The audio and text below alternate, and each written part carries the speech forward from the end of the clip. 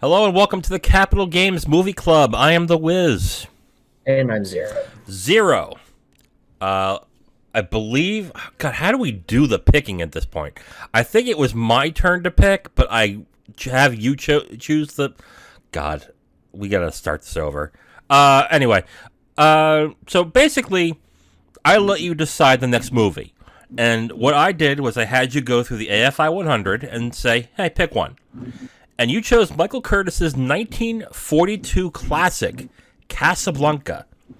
And this movie is a widely celebrated movie. It won the Oscar that year for Best Picture, Best Director, and Best Screenplay.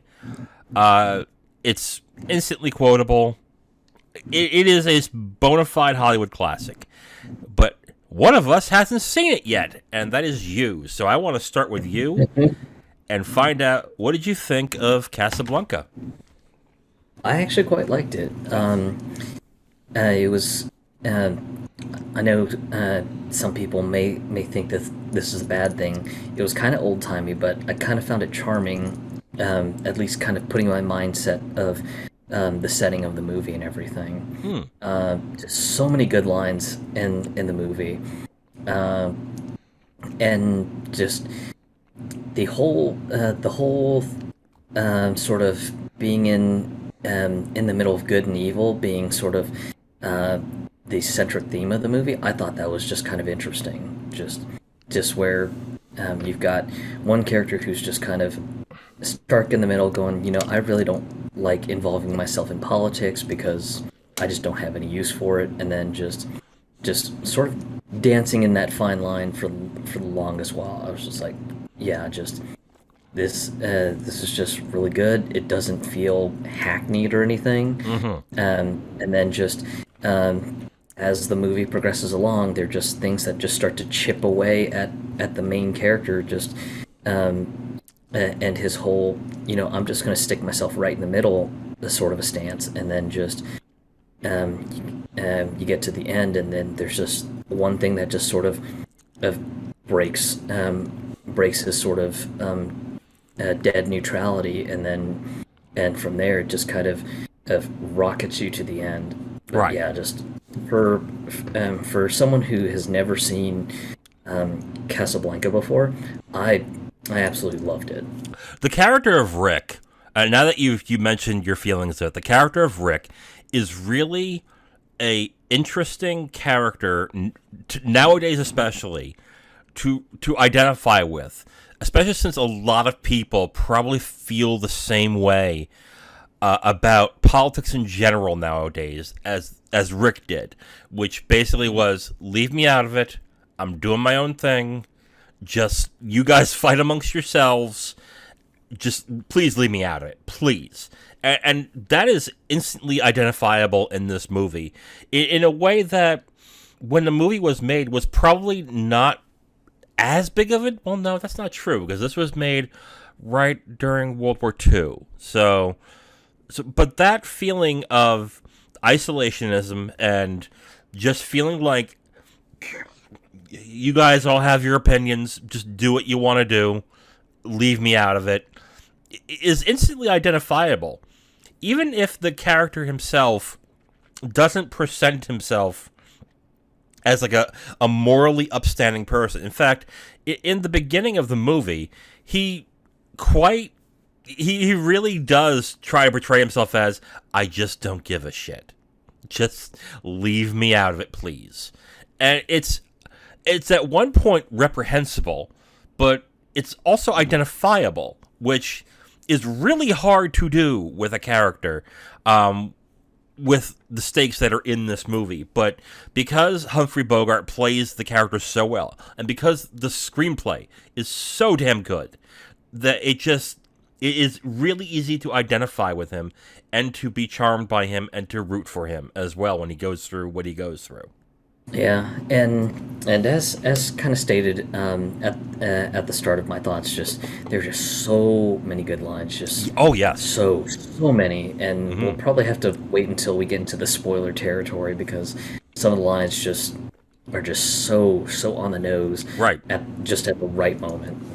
And they're so good that I think AFI did a list for the 100 movies, 100 quotes, I think it was called.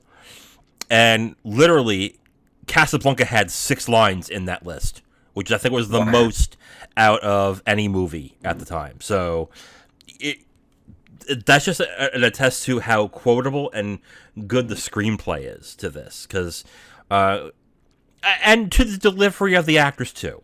But to have a screenplay that had such good lines in it that usually when you have a good line in a movie, you get that one good line and it kind of goes downhill.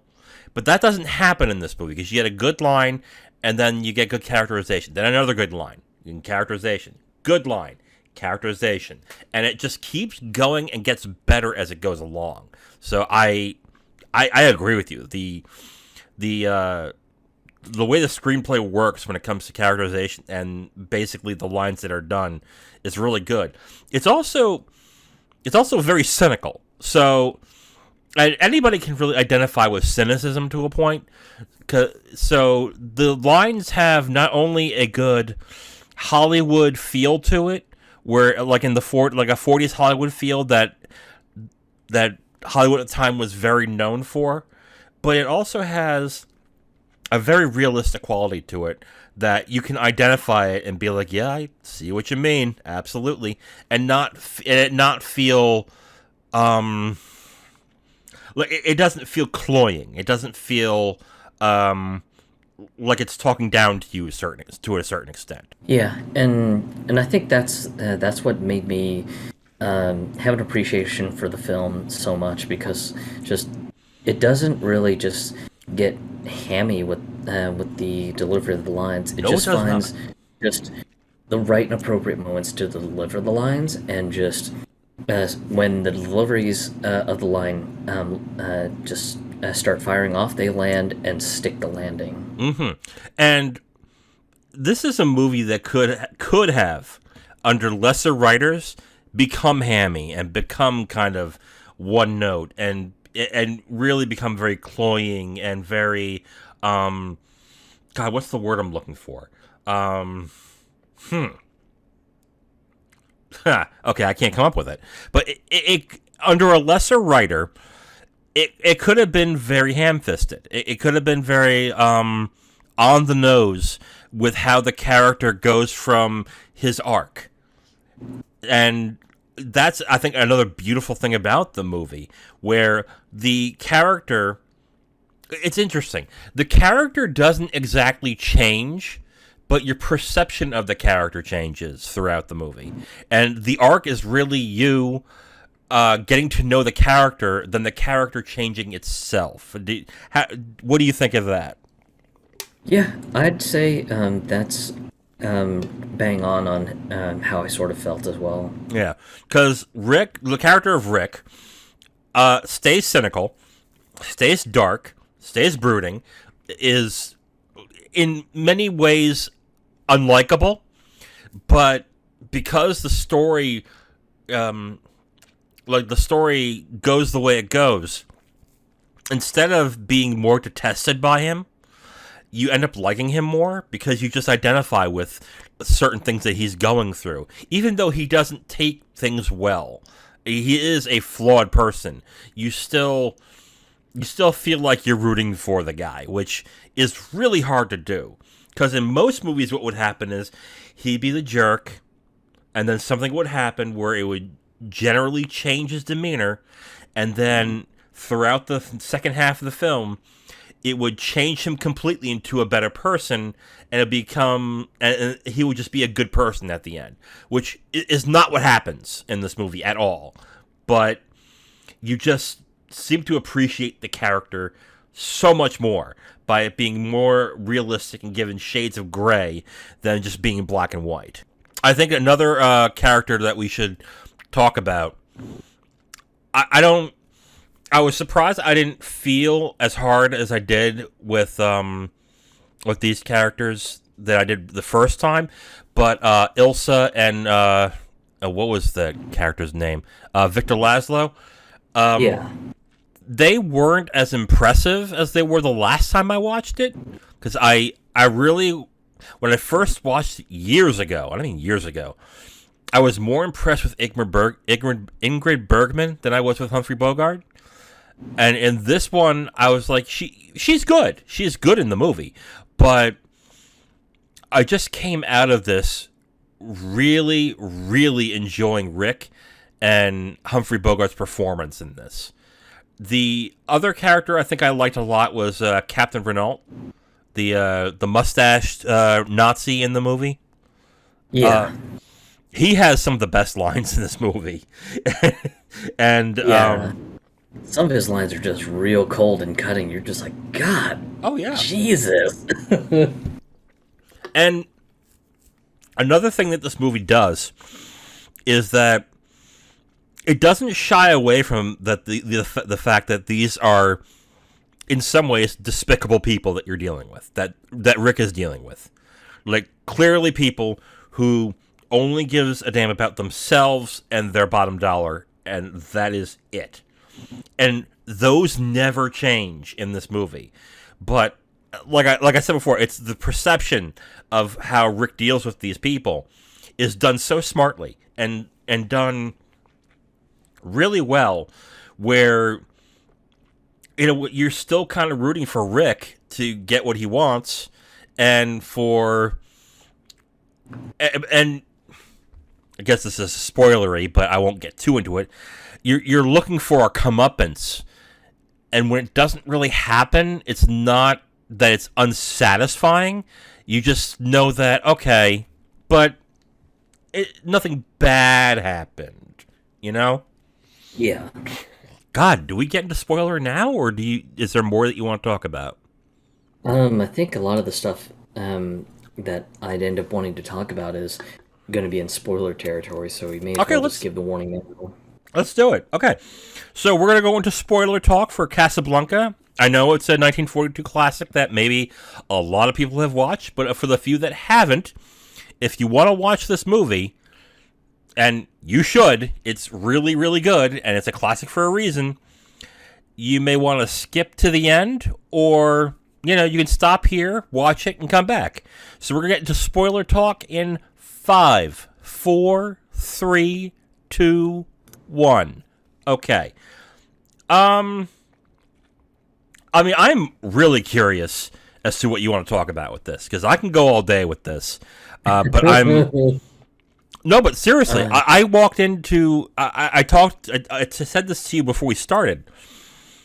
I've seen a few, there's been classic movies that I've watched recently that I just came away unimpressed with at the end, being, oh my God, this is still a classic? Ugh, I don't know. And I was so afraid that I was watching Casablanca and going, oh no, I don't like this either. But within 2 minutes, the dialogue hits, and I just went, oh, wait a minute, that's right. The dialogue slaps in this movie. I forgot. So, and I ended up loving it all over again. So, I'm really curious as to what you want to talk about. Yeah, I think as sort of the gradual erosion of Rick's sort of self-centered neutrality, that where he's just like, the only interest I have are my own interests. I don't care about this whole good and evil thing that is going on with the Nazis right now. Just as long as as long as I have the Cafe American, then that's all I could give a damn about. And then just seeing through just his flashbacks of just his romance with Ilsa in Paris, and then just sort of the erosion of his neutrality through some of the events, like just Ilsa just sort of stepping back into his life all of a sudden, with her husband, Victor Laszlo again. Just all these things just sort of build this gradual erosion of his hard neutrality and everything, and just it's done in such a grand and subtle way that just when you get the total impact by the end of it, you just finally see just the culmination of just all of the little events that built up to just Rick finally just going, all right, just I'll sign.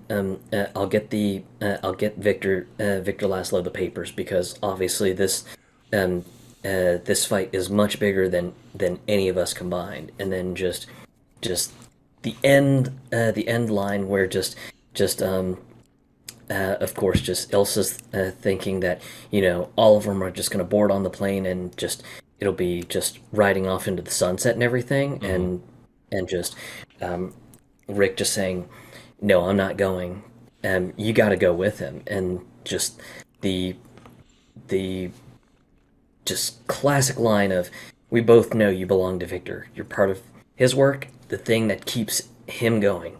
If that plane leaves the ground and you're not with him, you'll regret it. Maybe not today, maybe not tomorrow, but soon and for the rest of your life." Just the impact of that line when it hits, you're just like, wow, holy cow. He went from just, yeah, I don't care, Nazis, Nazis, people escaping Nazis, big deal. I don't care as long as people are gambling in my Cafe American. I could give a damn.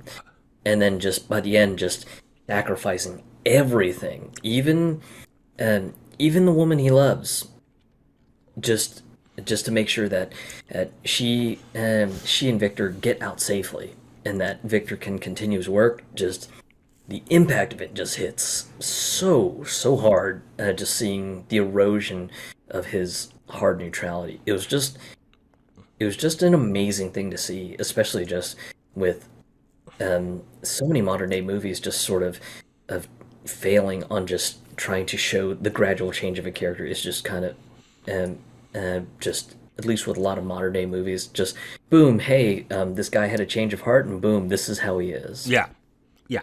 I think the neutrality you're talking about, I don't think that was ever broken in the film. I don't think he looked at it as, these Nazis suck and I don't want to deal with them anymore and fuck those Nazis. I think it was more of, he is, in his essence, a selfish character. He is.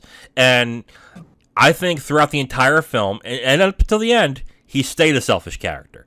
He always looked for the best way to get into and out of a situation. And to keep that character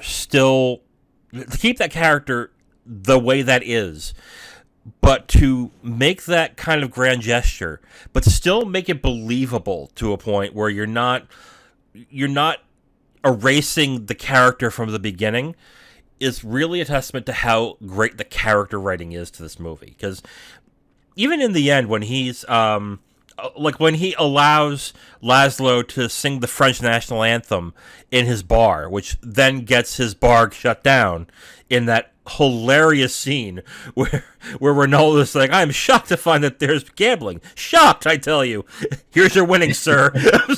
Like, thank you. I was like, Jesus Christ. But even small moments like that are written so damn well that, Yeah. But even when he's doing those small gestures, it still seems like he's just playing both sides. That he is being, what's the word? I guess duplicitous. No, duplicitous is a negative word. There's a different word for what he's being. I guess neutral.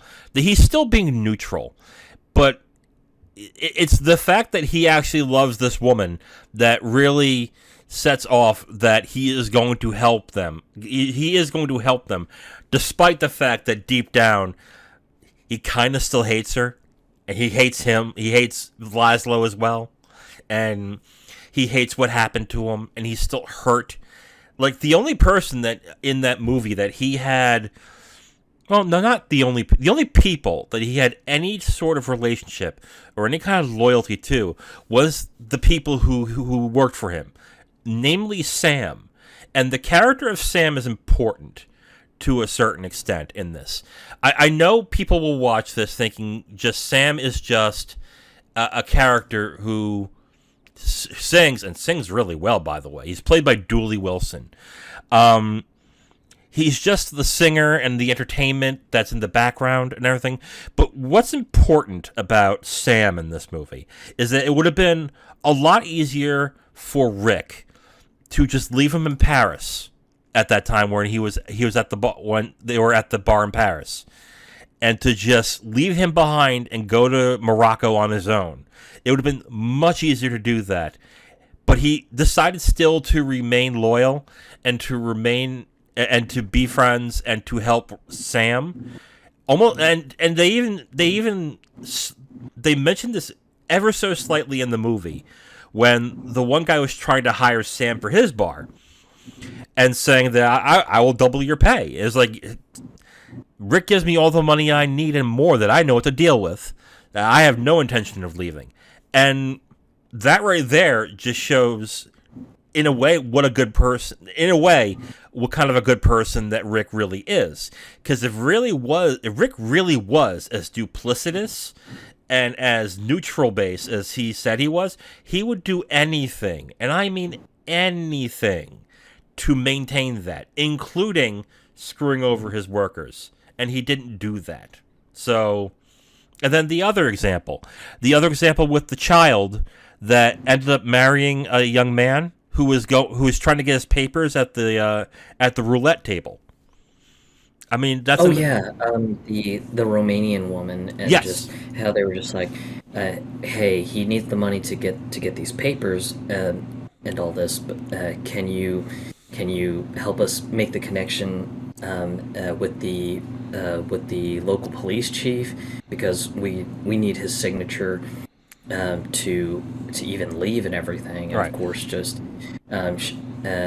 she mentions that to do that they need to have I think 20,000 francs to bribe him off right. to sign off on their papers and everything. Or if they mention this slightly in the movie, but they said it in a way where it's not as obvious.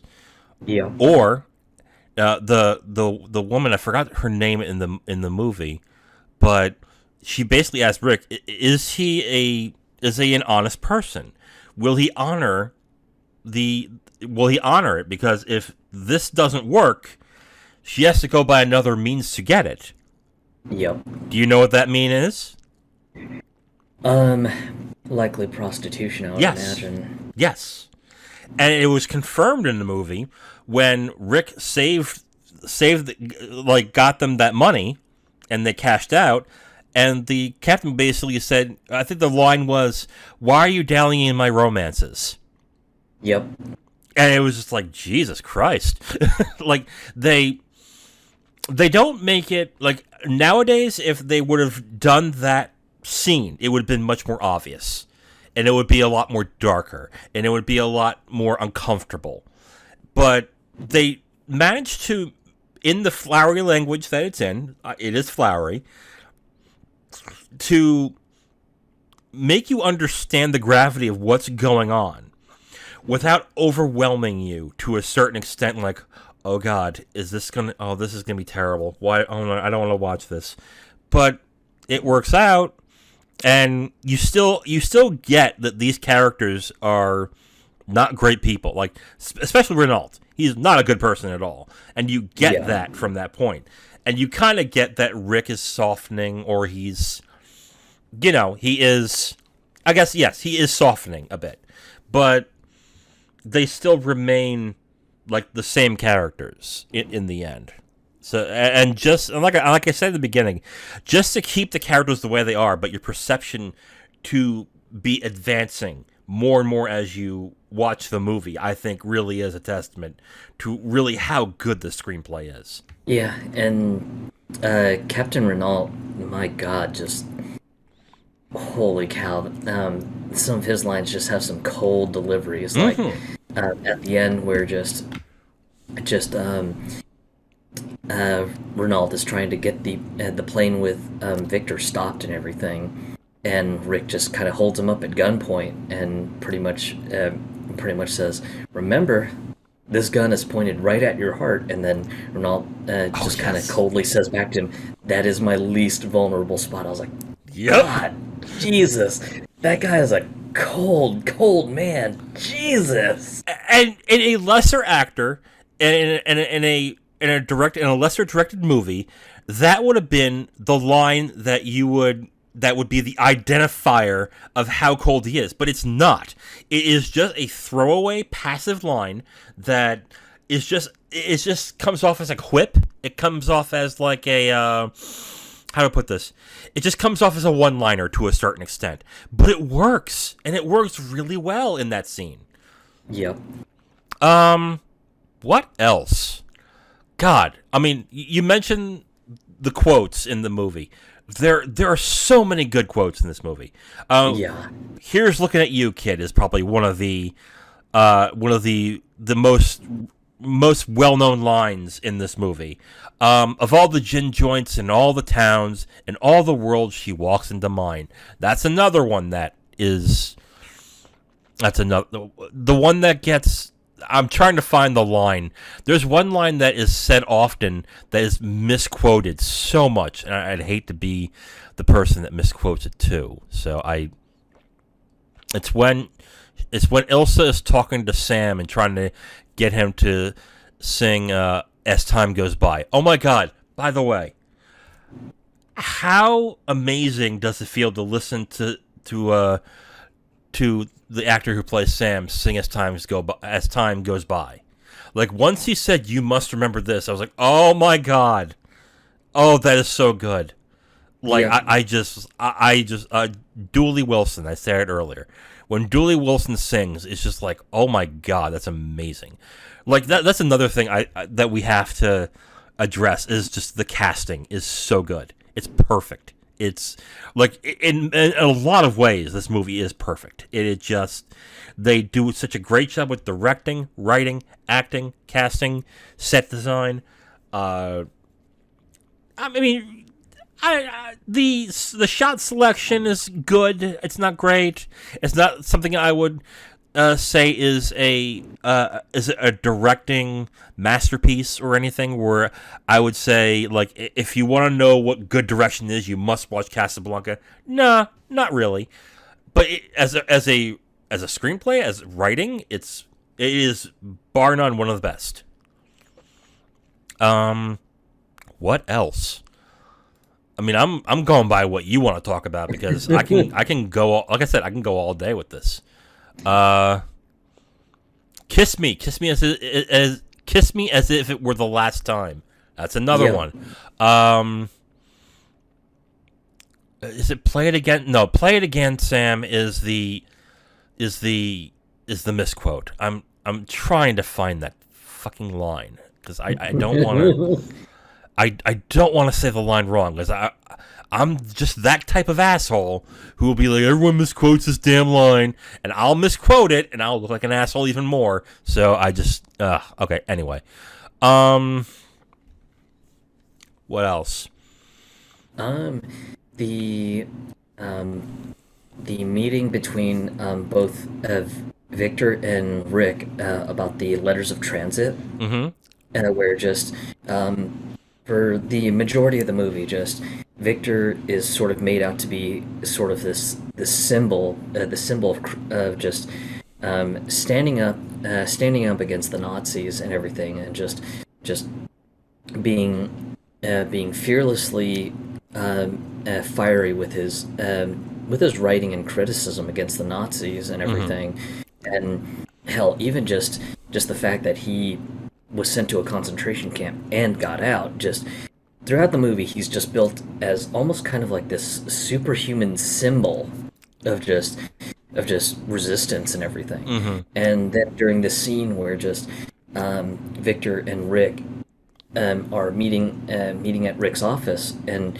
he's pretty much just at this point begging Rick to just give him the papers, and just he's just trying to get the papers at any cost and everything, and just Victor sort of breaks down and he says, "I ask only one thing. You won't give me the letters of transit, all right, but I want my wife to be safe. I ask you as a favor to use the letters to take her away from Casablanca." Yeah. And then just Rick just kind of kind of softens up, and he's just like, "You love her that much?" And then he follows up with, "Apparently, you think of me only as a leader of a cause. I'm also a human being. Yes, I love her that much." Yeah. And it's just like, wow, he's not as superhuman as it seems. That's just that's just kind of neat to see, because just throughout the movie they just kind of built Victor up as this superhuman symbol of resistance, and the fact Yeah. that just he had been reported dead almost 5 times, and yet he keeps coming back, just sort of builds the mystique of just him being sort of a superhuman symbol. And then Right. just in this one moment, it just kind of shows that while he may seem superhuman, he's got his human flaws as well too. Right. After multiple viewings, Laszlo becomes not a big problem, but a small issue I have with Laszlo. For someone who went to 5 concentration camps, he still looks fucking fabulous. you know, like Yeah, I it's mean that is a bit of a continuity issue. yeah, okay, but if we look at it in the context as this is a 40s Hollywood movie, they're not going to go that deep with it. They're not going to make him gaunt, and they're not going to make him full of scars. So I like, on that note, I'd be like, yeah, okay, I can get with it. That's fine. But for someone who went to 5 concentration camps and exited out of all 5 of them, I kind of have a hard time believing that to a certain extent, but it's a minor quibble. For really the only person in this movie that has what you would call a moral center, or I would say has a decent moral center, he's not really well, he's not the prime focus of the movie, but he's not really as important as they make him out to be in the movie. This movie is clearly about Elsa and Rick, and Laszlo is kind of the hate to say it, he's kind of the third wheel. He's kind of the, I have to put up with this guy to get to Elsa, to a certain extent, and that's fine. It's fine, but it does, to me, it lessens the impact of who he is, because you're right. He is a character that, well, like I just said, he is the moral center of the movie. He is a paragon. He is a person that you would, if you could, you would want to help at any circumstance possible. You would want that. And in a lesser movie, that would be what the movie is about, is basically Rick coming to terms with the fact that he needs to help this person for the cause, and he would end up sacrificing himself for the cause to make sure that he got through. But this goes back to how good the writing is. They don't cop out at that point. They remain consistent of what the movie is about and who it's about, and they don't make drastic changes. Because if you have, like, I would say, if, and we're going to talk about this a little more as well, if Casablanca was made today, this movie would probably not be celebrated.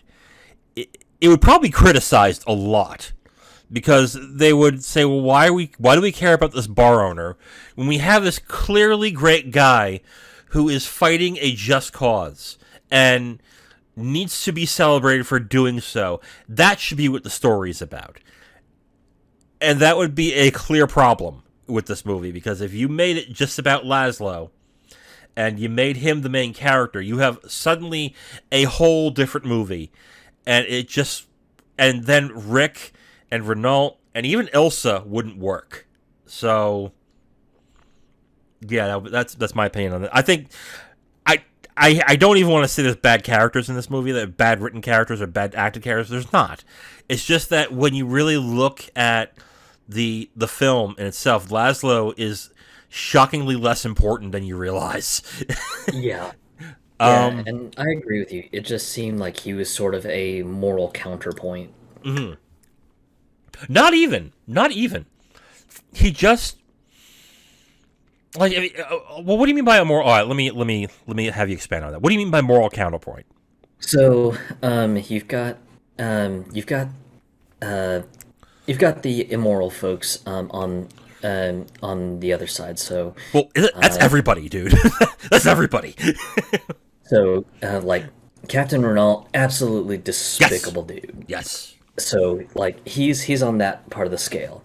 Then you've got Rick, just sort of kind of right on dead center for the most part. Just mostly kind of self interested in himself.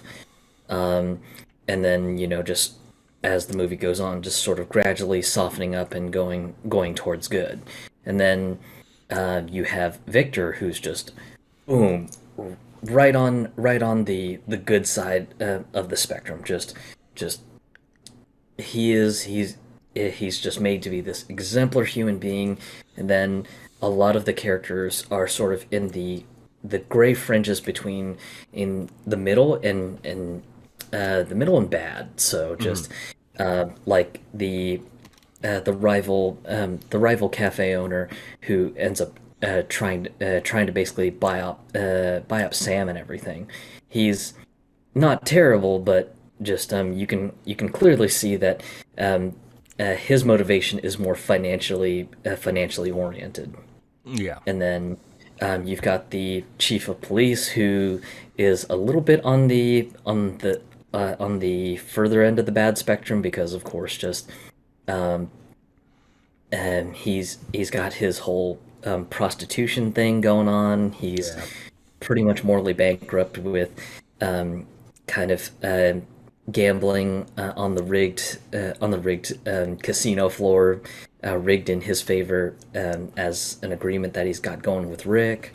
Just you've just got all sorts of characters, but yeah, just um, that go across the moral spectrum. But yeah, just Victor, he just seems like he's the exemplar. He is the one that most people should look and aspire to because he's pushing for a just cause. He's trying to fight for a cause that's much bigger than himself, even at risk of his own death. Just that's what I mean as kind of Victor being sort of a moral counterpoint.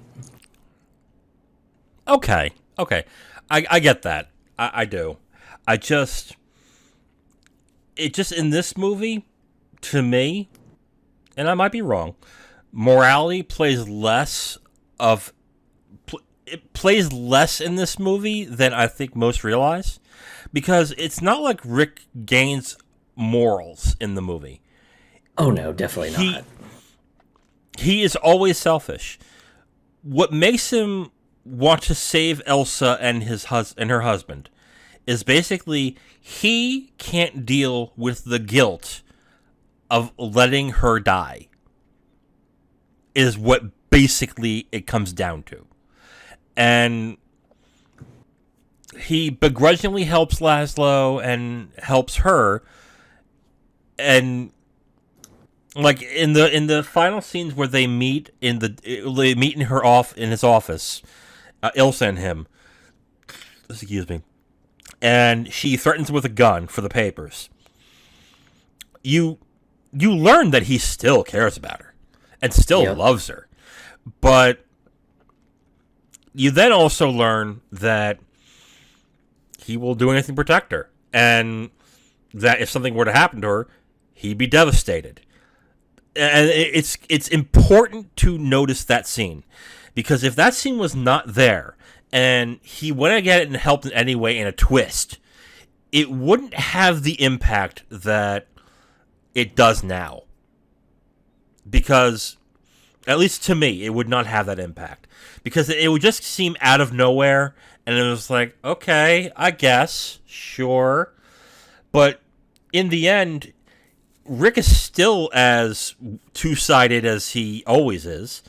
He just found a way to get what he wanted and to continue doing what he wants, because in the end, the person that he has the relationship with in the Nazi side is still alive, and he's going to recognize that, and he's going to help Rick. So it was a win-win in the end. So I would really, to me, Rick doesn't gain morals. He doesn't become a moral person. He doesn't become a much more good moral person. He just gets better at being two-sided and duplicitous.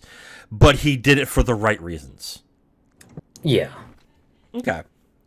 What else? What else, Zero? God, we can go all day with this. Go ahead. What else do you got? Anything?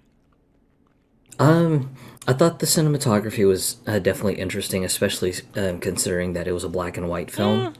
That just for like the scenes where just the illicit casino that Rick runs when it's popping and everything is just kind of just bright and vibrant and everything. So it kind of gives you that essence that yeah, this casino is really happening. Just everyone is in there to try to get that hopeful big payout and everything.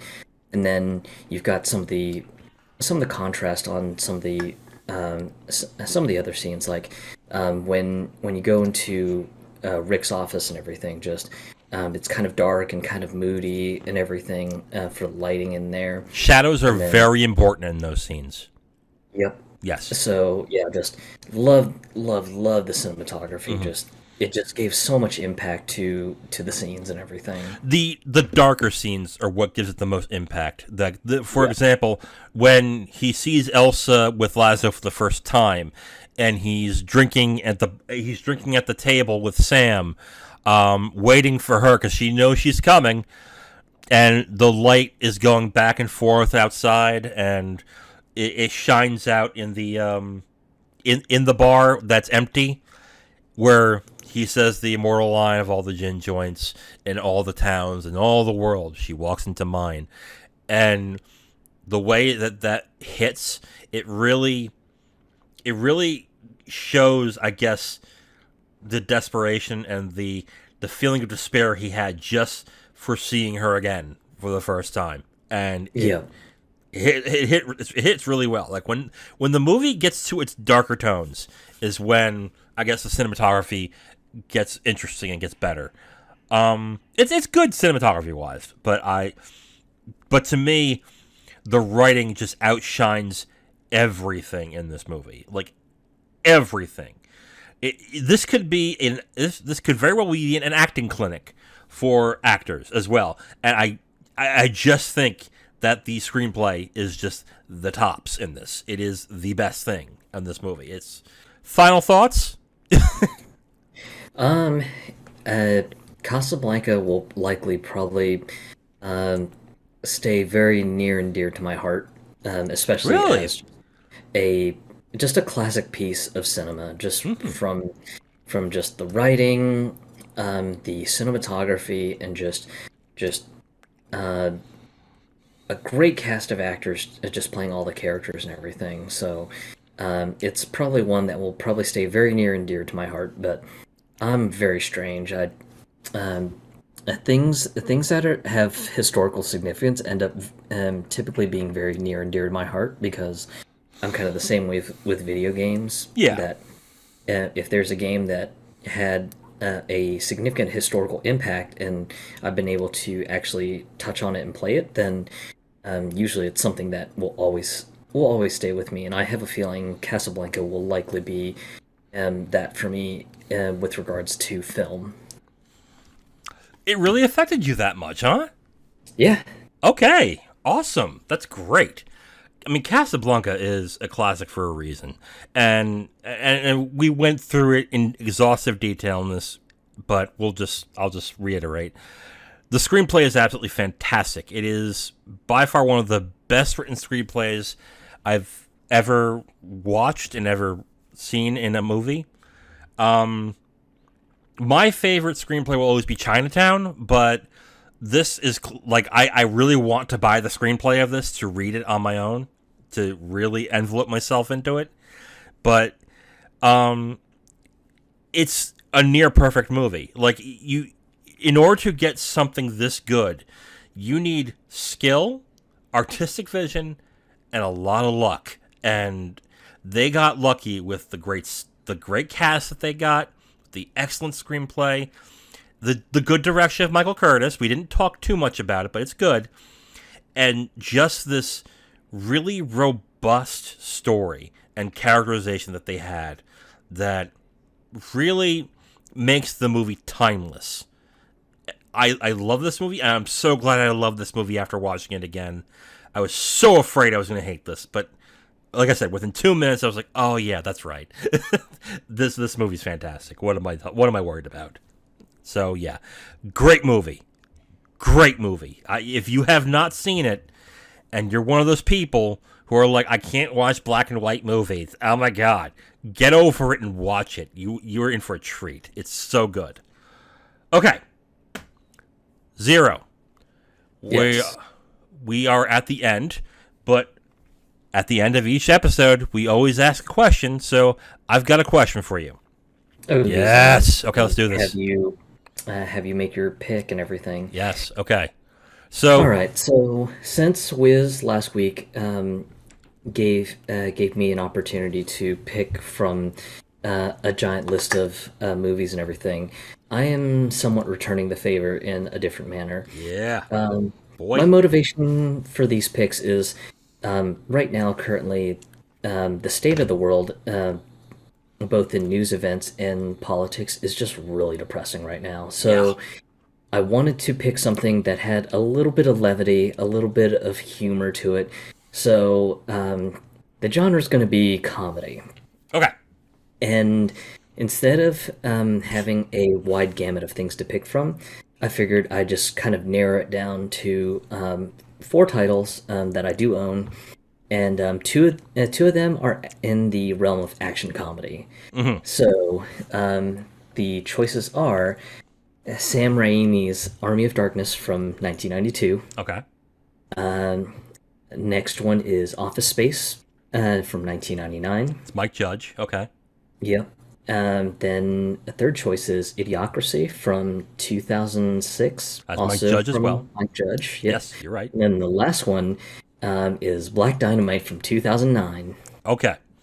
Now, I'm going to say no to Army of Darkness just because I haven't seen any of the Evil Dead movies.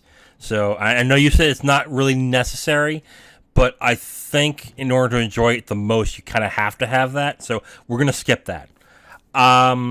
I've seen Idiocracy and I've seen Office Space. Not a fan of either. So I know that's going to be like, how can you not be a fan of these movies? I'm just not. We'll get over that. So, but the moment you told me about Black Dynamite and I watched a small snippet of the trailer, I was like, oh, we got to see this because and not just because it looks crazy, but it's just like, and I guess we'll get into it very lightly. The first thing I thought was, oh, this is from the 70s. No, it's from the 2009. Holy crap, this looks amazing. So yeah, I'm excited to watch this. I think the last blaxploitation comedy that I watched was Undercover Brother. Is that a blaxploitation movie? Does that count? I think it's kind of a modern contemporary take. Maybe not, because I wouldn't call that blaxploitation. It's funny though, but I wouldn't call that blaxploitation. Maybe it is. I don't know. Disregard that. Yeah, I mean, one of the Wikipedia entries on it considers it a satirical spy action comedy blaxploitation film. Yeah, but do you really want to count Wikipedia?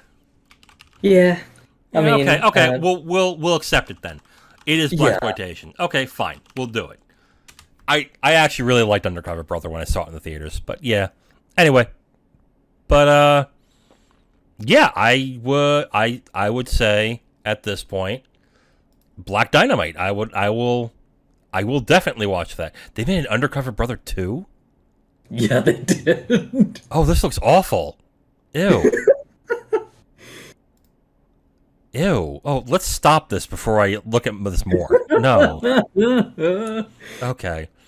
So, next week, we are going to be watching Black Dynamite? Yep. Black Dynamite.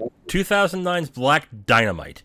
So if you want to join in on the fun, just go ahead and watch it within the week, and you can join us for watching the movie. Let's find out where you can stream this Black Dynamite. You can watch it right now on HBO Max. I gotta tell you. Interesting. I gotta tell you, man, HBO Max is probably my favorite streaming right now for movies. They have so much good stuff. So it's good that it's on. It's good that it's on there, because then So yeah, I'm definitely gonna watch. Yep, Black Dynamite's on here. Absolutely. Fantastic. So yeah. On that note, so tune in next week where we'll talk about Black Dynamite. Yeah, that's tune in next week, and we will talk about the movie Black Dynamite from 2009, starring Michael Jai White, Byron Mins, and Tommy Davidson. Oh my God, Tommy Davidson's in this. All right, I'm in. I'm in, dude. Okay, and with that, I am the Wiz, And I'm Zero. We'll talk to you next time.